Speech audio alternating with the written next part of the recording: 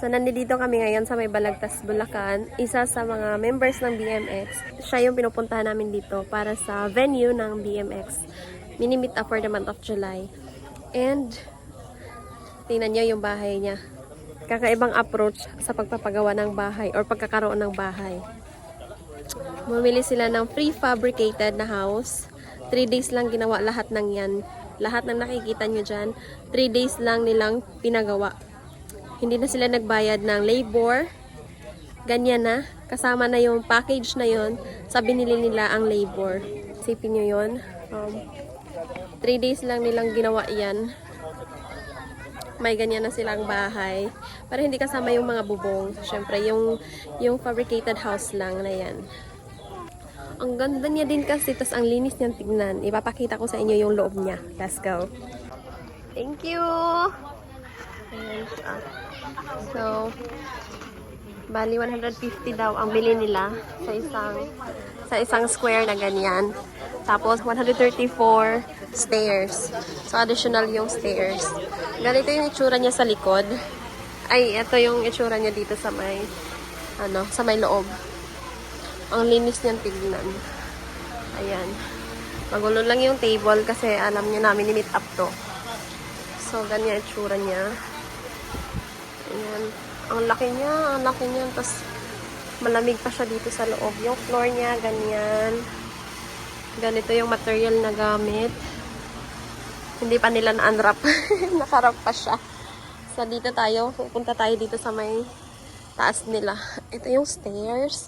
Pinadagdag daw nila to ng 130k para mapalagyan ng stairs.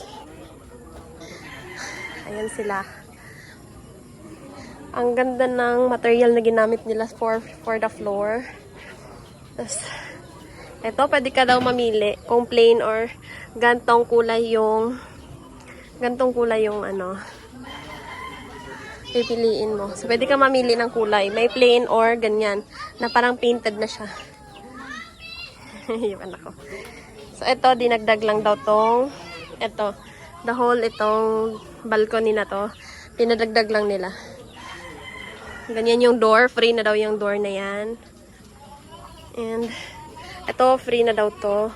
Railings, yung window.